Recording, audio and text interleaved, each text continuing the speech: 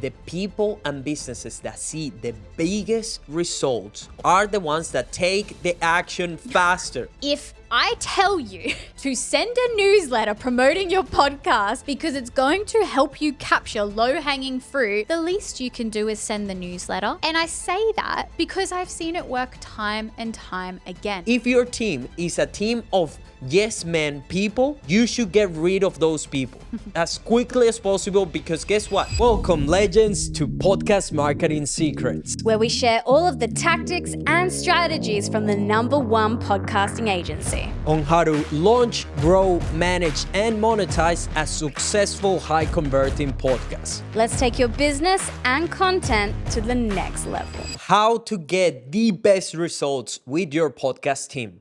Whether you're doing this on your own or you have a video editor, social media manager, maybe you're working with a whole agency that is helping you produce your podcast and content at the highest level so that you can get better results with your marketing, generate more traffic, and ultimately get more customers for your business.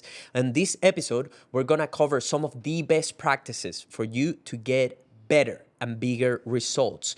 Cal, what will be the first recommendation? So the first recommendation that we have, and all of these recommendations, I might just highlight, all relate to trusting the people that you've hired to do the job, right? Just in understanding that you have outsourced this team in order to take charge of everything for you for a reason. So the first one is don't change titles.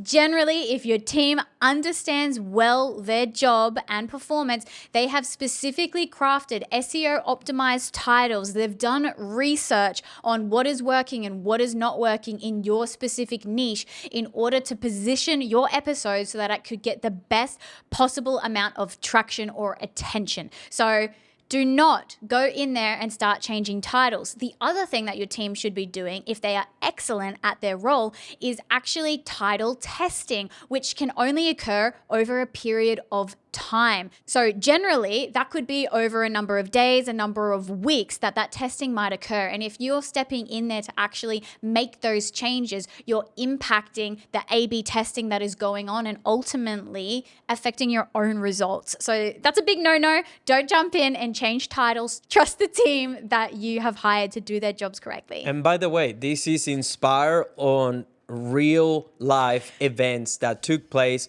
of a podcast partner of us that essentially was completely new to social media, and we had a home run very quickly. Like we're talking about going viral with new accounts on a niche that we didn't think it was gonna happen that fast, which is the dentistry field, okay? And ultimately, a long-form piece of content, so a main podcast episode on YouTube, went over 100,000 views. Wild. Incredible, super fast. And that generated a lot of momentum for her and her personal brand, right? But then what happens after that is very natural, which is you will have a dip because you just had a massive home run. So unless you follow up with an even bigger one, which is extremely hard, then the natural course of actions and reactions is that you're gonna have a pullback, which is what happens. And guess what? Even then, the results were incredible because she just went through that massive growth, but all the next videos got a massive uplift as well. But the client in itself was obviously now basing everything on that particular episode that just went crazy, okay?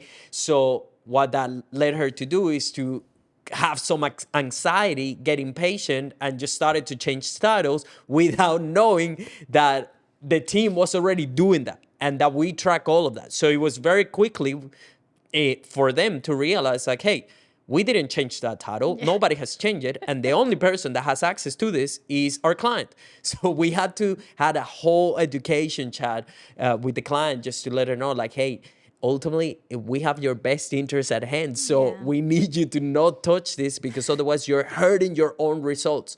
So very important.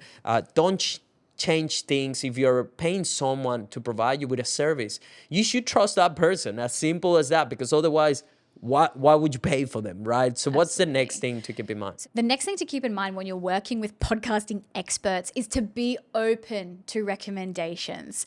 There are certain types of videos. I'm not going to reveal them here. I'm not going to reveal all the trade secrets, but there are certain types of videos that we know based on data outperform other styles of videos. And so it's also the one I'm thinking of particular is a style of video that can sometimes push our partners or our clients a little bit outside of their comfort zone. They struggle to see or conceptualize how it fits in because it's something entirely new to what they know to be classical podcasting. But we know it performs time and time again. So that is a particular example of when there's a bit of what would you call that? A hesitancy in their reaction to content that we're presenting, but we're presenting it for a reason. And it just goes back to being open to recommendations, especially when you've brought in a team of A players to push you to try different things as well in order to get you the best possible outcome. And this is the thing as well, understand something. And I'm going to use us as an example, Vibes. Our team, we are savages. When someone brings us into the picture of their business, we take that very seriously. So we bring an insane level of accountability to everyone involved with the marketing, with the content, with the traffic, and ultimately to sales too, because you are paying us for us to bring us results. So we take that very seriously. And that means that our team will push back. If when someone tells us something that we know is a stupid idea, or we know based on data that, hey, that's not the correct approach to go about it in order to get the results that you are paying us for, we're going to push back and we're going to provide all the relevant information for that. And by the way, we don't care about anything other than winning. Helping you win. That's all we care about. And whatever it takes for that to happen. If that means that we have to push back, if that means that we have to have a difficult conversation, that's what we will do, because all we care about is you winning and getting the results that you're paying our team for. Your team, if your team is a team of yes men people, you should get rid of those people as quickly as possible, because guess what? Even if they know better, even if they know that you as the business owner or as the main person, you're bringing a stupid idea. And with all due respect, generally, all due respect, but if you're bringing a stupid idea, most content teams or marketing teams, what they do is just say, oh, you know what? Yeah, let's try that. Even if they know that that's not a good idea. Yeah. That's not a good team to have. No. You can't have a team of yes people if you care about winning. You need someone that generally is going to push back when you don't have a great idea, and that is trying to get you the best possible results. So that means that you need to keep an open mind. You need to be open for recommendations of the experts, because ultimately, if you have a team that is specializing on this team, whether it's in-house or someone else that you're bringing as an external organization to help you, you need to take recommendations. You need to trust them, unless they show you that they're not experts. That's a different food for thought in there as well. The next thing to keep in mind when you've got an expert podcasting team in your corner is to take action. If I tell you to send a newsletter promoting your podcast because it's going to help you capture low-hanging fruit and re-engage people in your database and earn you more money, the least you can do is send the newsletter. And I say that because I've seen it work time and time again.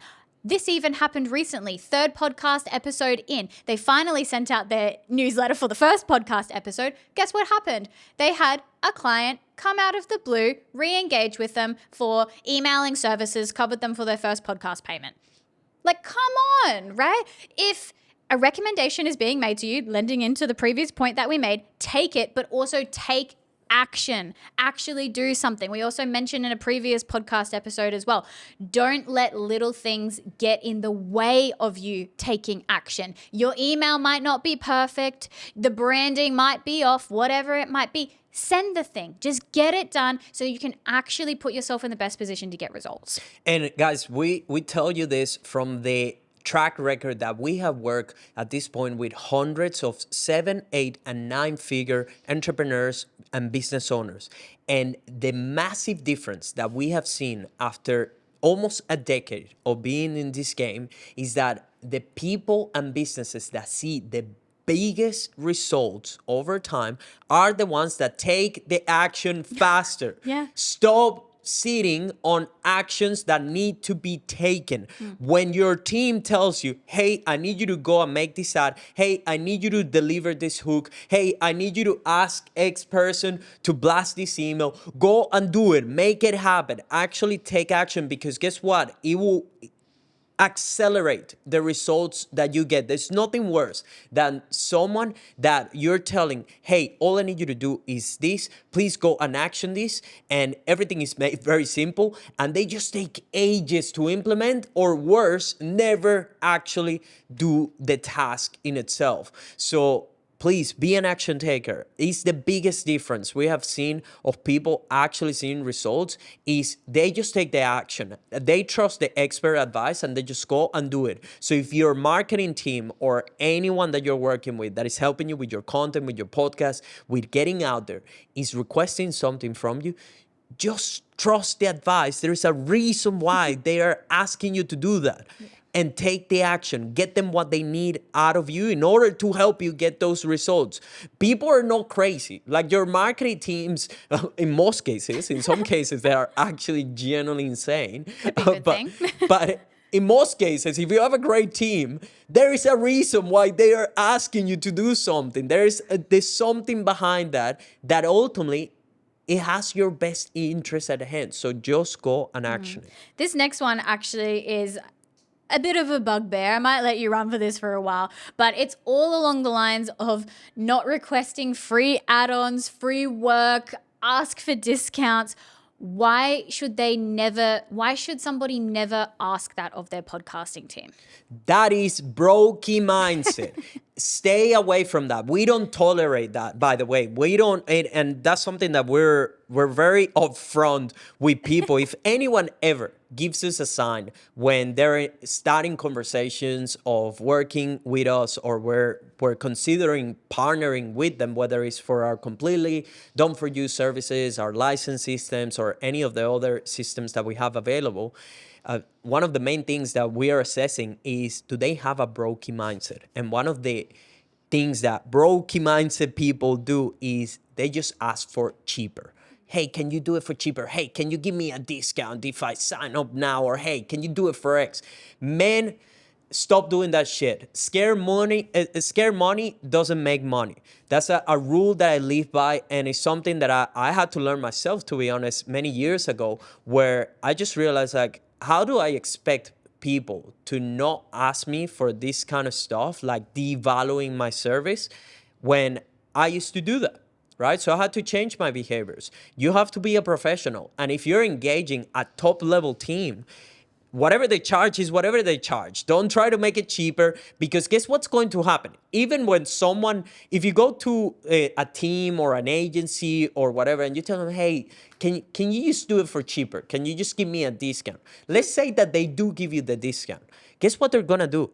They're going to cut corners. Yeah. They're not going to serve you at the level that they should, because all they're going to think is like, oh, we have to make it cheaper to get this guy. By the way, that giving discounts and that kind of stuff, that's only done by teams that are too hungry, that they don't get enough work. We get too much work. So we are in a position where we're more than happy to not take Brokey mindset people. As soon as someone tells me that, I'm asking, well, do you want me to cut corners? Do you want me to not serve you at the highest level? Yeah. It would be disrespectful with our existing podcast partners, licensees, and clients, where they did pay the full value of everything they were getting. Yeah. And guess what? Those people never see the results. Yeah. Memorize that. If you have that Brokey mindset that you're asking always for discounts and shit, guess what? Those are the kind of people that never, ever see the massive results, because all they do is they're thinking of, how can I save money? How can I keep everything as cheap as they can be? Instead of thinking, how much can we make? if we do everything at the highest level, if we truly go all in, if we just invest into this particular asset to generate us more traffic, more customers, more sales. Ultimately, guys, stay away from the Brokey mindset. Is something that, by the way, heavily deters A-team players. Like, we don't engage with that, and other elite teams will not engage with Brokey mindset. And same thing goes if you're trying to hire someone and you're just keeping that Brokey mindset, probably you're just going to hire a B or C player. Absolutely. All right. Well, I think that's a perfect note to wrap on. So, as we covered off on today, when you're working with your podcasting team and you want to get the best results, some things that you should never do: don't jump in, change titles, be open to recommendations, understand that you're paying experts to do this for you. So the least that you can do is take action on the recommendations and instructions that they're providing to you. And also, do not show up with a brokey mindset. That wraps us up for today. We'll see you guys on the next episode. Thank you for joining us on Podcast Marketing Secrets. If you found value in this episode, the best way you can support us in continuing to deliver this content to you is by giving us a 5-star review on Apple Podcasts and Spotify. And don't forget to subscribe to us on YouTube. Now, if you're keen to connect with us, we are at Vibez Creative on all your other social media platforms. Please send us your questions, engage with us, let us know what you want to hear about next on the podcast, and we'll be sure to create content around that. And if you're interested in partnering with us for the highest level of support for you to be able to launch, grow, manage, and monetize a successful podcast for your business or your personal brand, we offer different levels of support, starting from our services, one-on-one coaching, as well as our completely done-for-you system. So if you're interested in finding out more, book a call with our team down in the description below.